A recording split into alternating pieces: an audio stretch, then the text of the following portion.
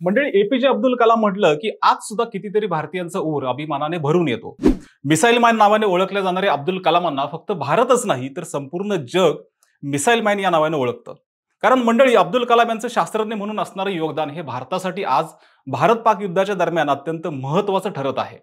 कारण अब्दुल कलामांनी तयार केलेल्या त्याच मिसाईलच्या जोरावर आज आपण पाकिस्तानसह जगाला डोळे वटारून दाखवण्याची हिम्मत करत आहोत।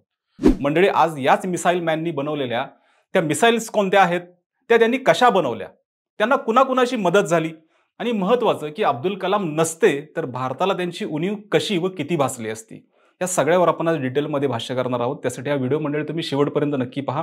नमस्कार, मी विकी आणि तुम्ही पाहताय विशेष भारी। मंडळी अब्दुल कलाम हे नाव आज संपूर्ण भारतीयांना परिचित आहे, मात्र त्यांचे कितीतरी असे किस्से आहेत ज्यावरून समजतं की अब्दुल कलाम लहानपणापासूनच सर्व गोष्टींची जाणीव ठेवायचे। त्यांच्या लहानपणाविषयी थोडी माहिती घेऊयात आणि मग त्यांच्या भारतासाठी मिसाईल बनवण्याचा प्रवास सुद्धा आपण नंतर जाणून घेऊयात।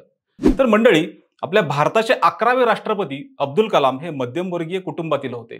डॉक्टर कलाम यांच्या वडिलांचा जनसंपर्क चांगला होता, कारण ते होडी व्यावसायिक असल्याने त्यांना अनेक लोक तेव्हा ओळखायचे आणि यामुळेच छोटे अब्दुल कलाम यांना सुद्धा लोक ओळखत। अनेकदा होडी बिघडली किंवा नुकसान झालं तर ते वडिलांना मदत करत।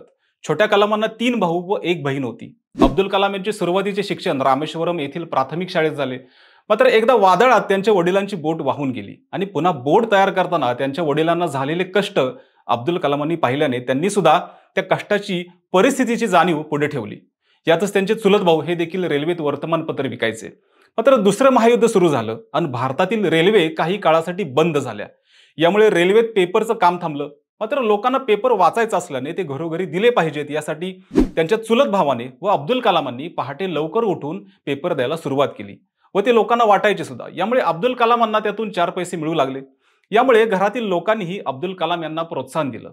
पुढे दुसरं महायुद्ध चालू असताना अन्न टंचाई सगळीकडे होतीच। यातच अब्दुल कलाम यांच्या घरी अन्न टंचाई असल्याने सर्व गोष्टी पुरवून वापरल्या जाऊ लागल्या। यातच एकदा अब्दुल कलामांनी आईच्या वाटणीचे अन्न खाल्ले, हे त्यांच्या भावाने त्यांना सांगितलं आणि त्या दिवशी आई त्यांची उपाशी झोपली। मंडळी, अब्दुल कलामांना ते समजताच त्यांना वाईट वाटलं। अनेकदा अब्दुल कलाम थकल्याने जास्त जेवायचे, यामुळे आई उपाशी झोपल्याचं त्यांना समजताच त्यांनी पुन्हा परिस्थितीचं त्या भान ठेवत व्यवस्थित वागायचं ठरवलं। कलाम हे लहानपणापासूनच धार्मिक होते, ते धर्माचंही नॉलेज ठेवायचे। पुढे अब्दुल कलाम यांनी BSc कंप्लीट केली आणि बाकी वैज्ञानिक शिक्षण घेऊन 1958 मध्ये कलाम GDTT आणि पी केंद्रात ते वरिष्ठ शास्त्रज्ञ म्हणून काम पाहू लागले। येथे थांबून त्यांनी भारतीय लष्करासाठी एक हेलिकॉप्टर डिझाईन केलं होतं। नंतर 1962 मध्ये अब्दुल कलाम यांनी संरक्षण संशोधन विभागातून भारताच्या अंतराळ विभागात काम करायला सुरुवात केली।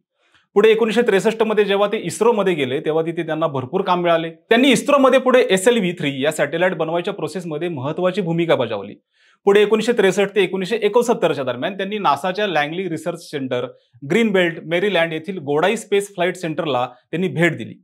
मंडळी, कलामांनी 1963 जे सॅटेलाइट बनवलं होतं त्या सॅटेलाइटने 1980 मध्ये रोहिणी उपग्रह यशस्वीरित्या आकाशात नेला होता। यानंतर एपीजे अब्दुल कलाम एक राष्ट्रीय पातळीवर ओळखले जाऊ लागले होते। मंडळी, अब्दुल कलाम यांनी भविष्याचा विचार करून सॅटेलाइट व मिसाईल बनवल्या होत्या, ज्याचा आज भारताला उपयोग होतोय। मंडळी, सॅटेलाइटच्या निर्माणानंतर कलाम पुन्हा क्षेपणास्त्र निर्मितीसाठी DRDO मध्ये परतले। तिथे त्यांना मोठी जबाबदारी मिळाली आणि पुढे 1992 ते 1999 दरम्यान कलाम यांनी पंतप्रधानांचे मुख्य वैज्ञानिक सल्लागार आणि संरक्षण संशोधन आणि विकास संघटनेचे सचिव म्हणून भूमिका निभावली। मात्र कलाम यांना अजून मोठं काम करायचं होतं, ते म्हणजे पोखरणची यशस्वी अणुचाचणी, ज्या अणुचाचणीमुळे भारत जगाच्या समोर आला। मंडळी, ही अणुचाचणी भारतासाठी महत्त्वाची होती, कारण भारत या चाचणीनंतर अमेरिका चीनच्या बरोबरीने तोलला जाऊ लागला होता। आता यामुळे भारताचा दबदबा वाढला होता। पण मंडळी, पोखरणच्या 2 चाचण्या झाल्या होत्या। यात पहिली चाचणी जी झाली ती 1978 साली। हा अणुस्फोट करताना याचा कोड स्माइलिंग बुद्धा ठेवण्यात आला होता। आता यासाठी 70 ते 75 शास्त्रज्ञ काम करत होते। त्यातच हा अणुस्फोट पोखरण येथे केल्यावर अमेरिकेने भारताला मिळणारी मदत तेव्हा रोखली होती। मात्र अणुस्फोटापूर्वी भारताने अमेरिकेला या टेक्नॉलॉजीबद्दल मदतही मागितली होती, मात्र अमेरिकेने ती दिली नाही। म्हणून ही पहिली पोखरण चाचणी भारताने स्वतःच्या ताकदीवर केली। यामुळे पुढे अमेरिकेने आपल्याला होणारी सगळी मदत तेव्हा संपूर्णपणे थांबवलेली होती। मात्र जी दुसरी चाचणी अब्दुल कलामांच्या मार्गदर्शनाखाली झाली, यात महत्त्वाचं की ही चाचणी जगाला कानोकान खबर न होता करण्यात आली होती। कारण अमेरिका पहिल्या पोखरण चाचणीमुळे भारतावर चांगलं लक्ष ठेवून होतं।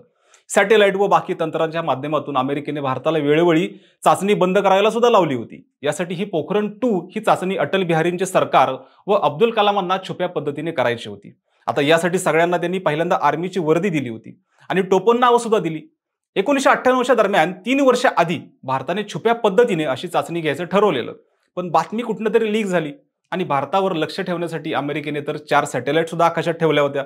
यामुळे भारतीय शास्त्रज्ञ व वैज्ञानिक यांना साधं बोलताना सुद्धा कोड लँग्वेजमध्ये बोलावं लागायचं. आता यानंतर 11 मे पूर्वी सर्व तयारी झाली. पहिल्या पोखरण चाचणीला कोड स्माइलिंग बुद्धा होता, तसा या पोखरण 2 चाचणीचा कोड हा ऑपरेशन शक्ती होता. आणि पुढे कुणाला कसलीच खबर न देता सरकारने पोखरणकडे कूच केलं. 11 मेला तिथे तयारी झाली होतीच. अणुस्फोटक आणले गेले, ते जोडले गेले. मात्र एक गोष्ट झाली की हवेचा वेग त्या दिवशी जास्त असल्याने स्फोटाचे रेडिएशन्स आसपासच्या गावाला काबीज करतील असं सांगण्यात आलं. आता यावर प्रश्न पडला. त्यावर अब्दुल कलाम असं म्हणाले की थोडं आपण थांबूयात, मग पाहूयात. मग 3 वाजेपर्यंत हवा कमी झाली आणि 3:45ला बटन दाबलं व 3ही स्फोट होताच भारत माता की जयचे नारे लागले आणि ही गोष्ट पहिल्यांदा अटल बिहारींपर्यंत पोहोचली. यानंतर मात्र अमेरिकेने भारतावर काही निर्बंध लावले. मात्र भारत मंडळी तेव्हापासून अमेरिकेपुढे आजवर झुकलेलं नाहीये आणि याचं श्रेय सगळं जातं ते अब्दुल कलामांना, कारण हा सगळा खटाटोप त्यांनी तयार केला होता. पुढे मंडळी अब्दुल कलामांनी ज्या मिसाईल बनवल्या, ज्यामुळे भारत आज दिमाखाने पाकिस्तानसह अमेरिका चीनलाही डोळे वाटारू शकतो, त्या मिसाईलची आता माहिती घेऊयात. पहिली मिसाईल आहे ती ब्रह्मोस मिसाईल. ब्रह्मोस ही मंडळी सुपरसॉनिक क्रूज मिसाईल आहे. या मिसाईलला जहाज, विमान, पाणबुडी कशातूनही लॉन्च करता येऊ शकतं आणि याचा वेग सुद्धा आवाजाच्या वेगा इतका आहे. पुढची मिसाईल आहे ती पृथ्वी मिसाईल. पृथ्वी मिसाईल 500 ते 1000 किलोग्रॅम वजनाचे अस्त्रे घेऊन जाण्याची क्षमता ठेवतं आणि याची रेंज आहे 200 ते 250 किलोमीटर पर्यंतची. आता पुढची मिसाईल आहे ती अग्नि मिसाईल. मंडळी अग्नि मिसाईल ही पूर्णपणे स्वदेशी पद्धतीने बनवलेली आहे. याची मारक क्षमता 700 किलोमीटर लांबीची आहे. त्रिशूल मिसाईल ही मिसाईल जमिनीपासून हवेत मारा करणारी मिसाईल आहे. त्याच्या पुढची मिसाईल जी आहे ती आकाश मिसाईल. ही मिसाईल मंडळी भारतीय पद्धतीने तयार केली गेलेली आहे. 30 किलोमीटर दूर व 18,000 मीटर उंच ही टार्गेट पकडू शकते. याच्या पुढची मिसाईल आहे ती नाग मिसाईल. मंडळी ही जी मिसाईल आहे ना, ती आत्ताच्या पिढीची मिसाईल आहे. याची मारक क्षमता 4 किलोमीटरची असून टँक किंवा वाहन उडवण्याची क्षमता याच्यात आहे आणि एकदा याचं बटन दाबल्यानंतर त्याला ऑपरेट करावं लागत नाही. मंडळी या व्यतिरिक्त भारताने आता नव्यानेही काही मिसाईल बनवलेल्या आहेतच. मात्र वरील मिसाईल अशा काळात अब्दुल कलामांच्या मार्गदर्शनाखाली तयार केल्या गेल्या जेव्हा भारताकडे आंतरराष्ट्रीय स्तरावर ओळख नव्हती. आणि या पोखरण चाचण्या व मिसाईल बनवल्यानंतर भारत तेव्हापासून जगभर ताकदवान देशांच्या यादीत गणला जाऊ लागला. मंडळी अब्दुल कलाम यांनी आज भारताला त्यांच्या अभ्यासातून, शोधांमधून आणि वैज्ञानिक दृष्टिकोनातून व धार्मिक सर्वसमावेशकतेतून अनेक गोष्टी सर्वांना दिल्यात. यामुळे पुढे 2002 साली भारतीय जनता पार्टीतर्फे त्यांनी राष्ट्रपती पदाचा अर्ज भरला व ते पुढे राष्ट्रपती सुद्धा झाले. राजकारणाशी त्यांचा कधी संबंध आला नाही, मात्र तरीही राष्ट्रपती पद सुद्धा त्यांनी चांगलं गाजवलं. पुढे राष्ट्रपती पदावरून पाय उतार झाल्यावर देखील ते शांत बसले नाहीत. अंतराळ विज्ञान तंत्रज्ञान संस्थेचे तिरुवनंतपुरमचे ते कुलपती झाले. पुढे 27 जुलै 2015ला मंडळी त्यांचं निधन झालं. मात्र आज सुद्धा याच अब्दुल कलामांच्या शोधांमुळे, त्यांच्या मार्गदर्शनाखाली तयार झालेल्या मिसाईल्स, सॅटेलाइटमुळे भारत आज त्या पाकिस्तानला डोळे वाटारून पाहू शकतो. यापूर्वीही भारताने रशिया व स्वतःच्या ताकदीवर क्षेपणास्त्रे बनवली किंवा आयात सुद्धा केली होतीच. मात्र अब्दुल कलामांनी त्याला आधुनिक स्वरूप दिलं आणि आज त्याच जोरावर भारत जगात ताकदीने सर्वांसमोर उभा आहे. आज सुद्धा कलाम असते तर ते स्वतःहून सरकारसोबत उभे राहिले असते व इस्रोसह युद्ध प्रसंगात सुद्धा त्यांनी मार्गदर्शन केले असते. मंडळी आता याबद्दल तुम्हाला काय वाटतं? अब्दुल कलामांच्या या योगदानाबद्दल तुमचं मत काय, आम्हाला कमेंट करून निश्चित कळवा. तसेच विशेष भारी या आमच्या चॅनलला सबस्क्राईब करायला विसरू नका आणि हा व्हिडिओ जर तुम्ही फेसबुकवर पाहत असाल तर विशेष भारी FB या फेसबुक पेजला देखील फॉलो करायला विसरू नका. धन्यवाद.